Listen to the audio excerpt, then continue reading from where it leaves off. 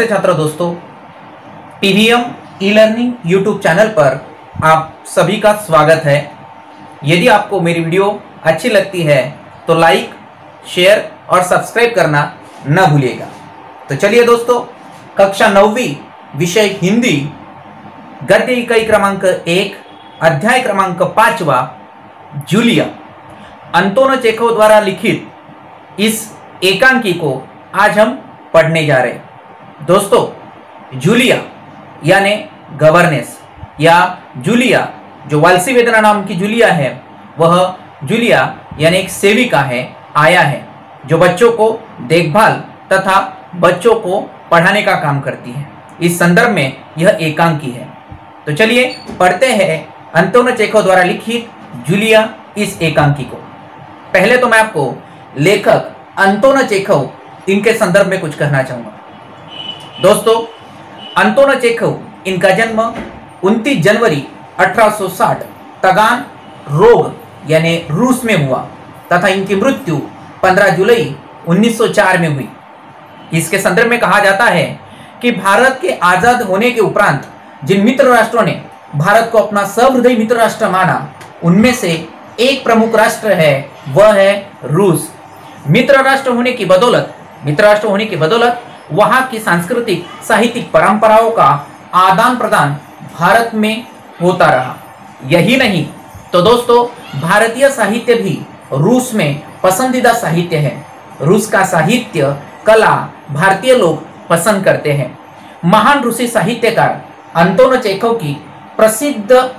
Chekhov प्रसिद्ध साहित्यकार, कथाकार, नाटककार माने जाते हैं। उनकी कहानियों में सामाजिक कुरीतियों तथा सामाजिक विषमताओं पर व्यंग्यात्मक प्रहार किया गया है। अंतोन चेखव एक साहित्यकार के साथ साथ सामाजिक विषमता तथा सामाजिक कुप्रथाओं को अपनी रचनाओं के माध्यम से आलोचना करने वाले प्रमुख रचनाकार के रूप में माने जाते हैं।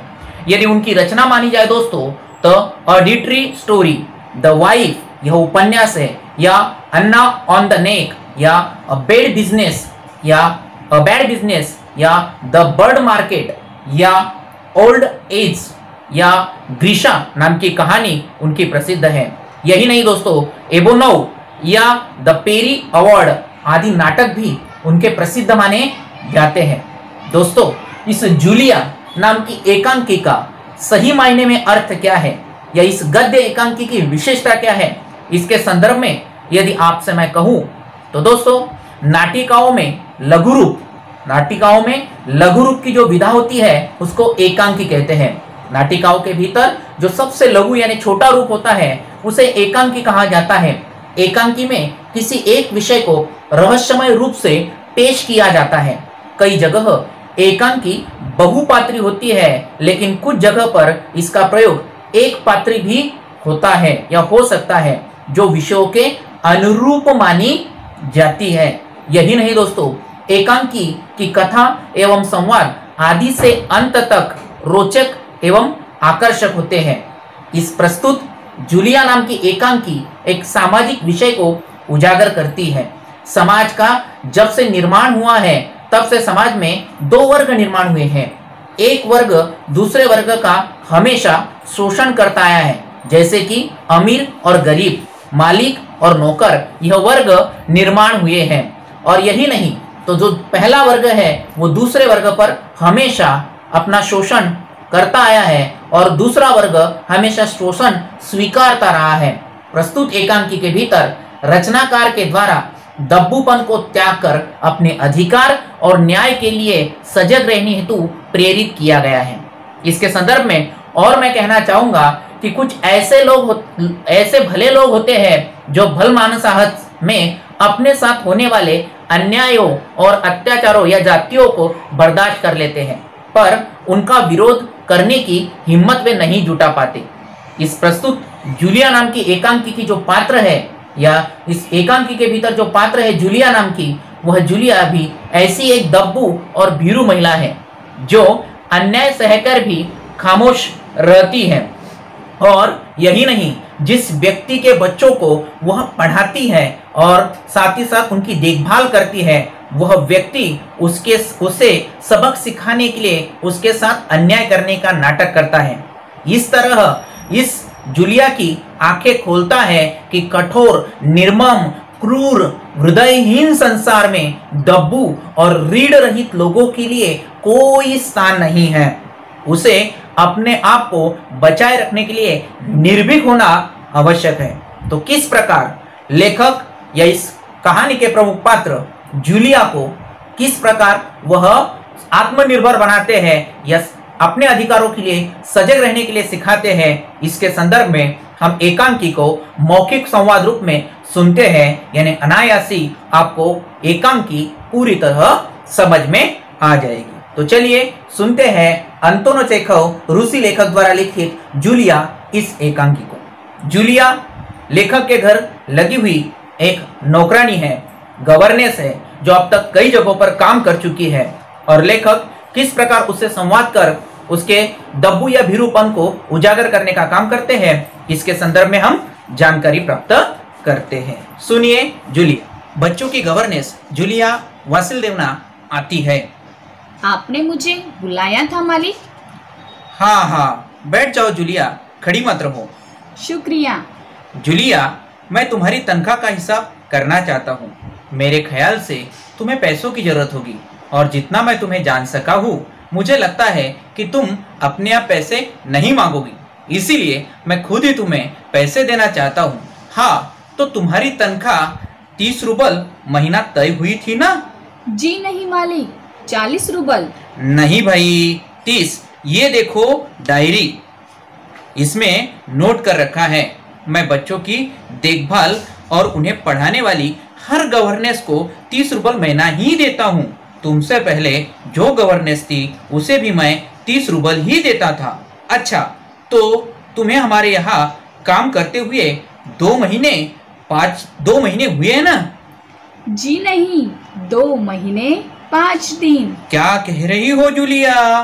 ठीक 2 महीने हुए हैं भाई, मैंने डायरी में सब नोट कर रखा है। हाँ, तो 2 महीने के बनते हैं 60 रूबल। लेकिन 60 रूबल तभी बनते हैं जब महीने में तुमने एक भी दिन छुट्टी न ली हो। तुमने इतवार को छुट्टी मनाई है, उस दिन तुमने कोई काम नहीं किया, सिर्फ कोल्या को घुमाने ले गई हो। और ये तो तुम भी मानोगी कि बच्चों को घुमाने के लिए ले जाना कोई काम नहीं होता। इसके अलावा तुमने 3 दिन छुट्टियां और ली हैं, ठीक है ना? जी, आप कह रहे हैं तो ठीक। अरे भाई, मैं क्या गलत कह रहा हूँ? हाँ, तो 9 इतवार और 3 छुट्टियां यानी 12 दिन तुमने काम नहीं किया, यानी तुम्हारे 12 रूबल कट गए। हाँ, उधर कोल्या को 4 दिन बीमार रहा और तुमने सिर्फ वान्या को ही पढ़ाया। पिछले हफ्ते शायद 3 दिन दांतों में दर्द रहा था और मेरी पत्नी ने तुम्हें दोपहर बाद छुट्टी दे दी थी। तो 12 और 7 19 नागे। हाँ, तो भाई घटाओ 60 में से 19, कितने रहते हैं? 41 रूबल, ठीक है? जी हाँ। याद आया, 1 जनवरी को तुमने चाय की प्लेट और प्याली तोड़ दी थी। प्याली बहुत कीमती थी, मगर मेरे भाग्य में तो हमेशा नुकसान उठाना ही बता है। मैंने जिसका भला करना चाहा, उसने मुझे नुकसान पहुंचाने में कोई कसर नहीं छोड़ी है। खैर, मेरा भाग्य।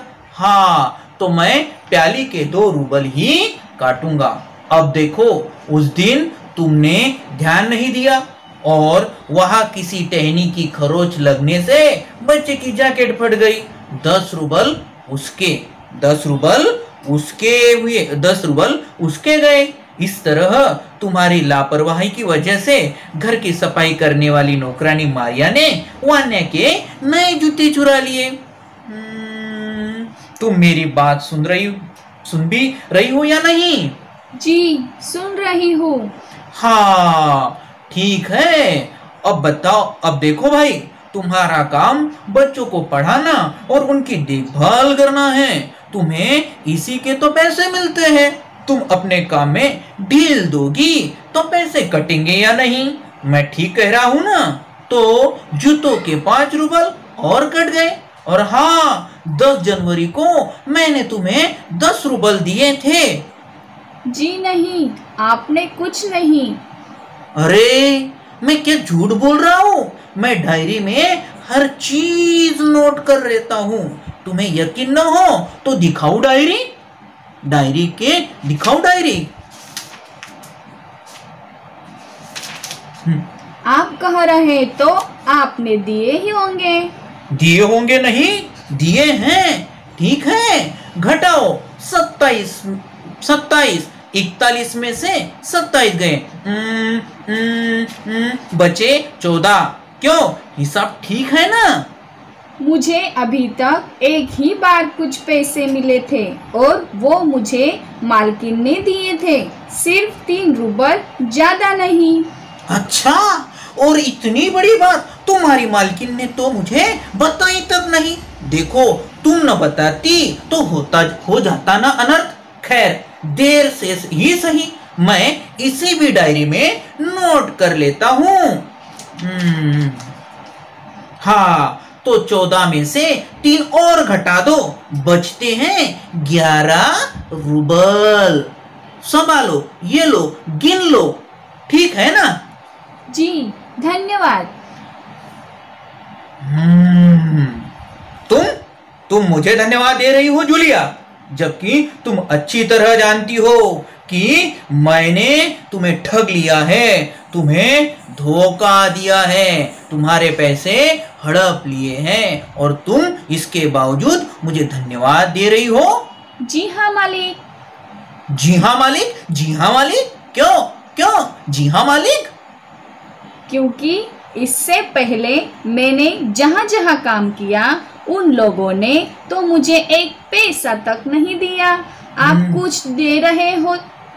अरे, उन लोगों ने तुम्हें एक पैसा तक नहीं दिया जूलिया।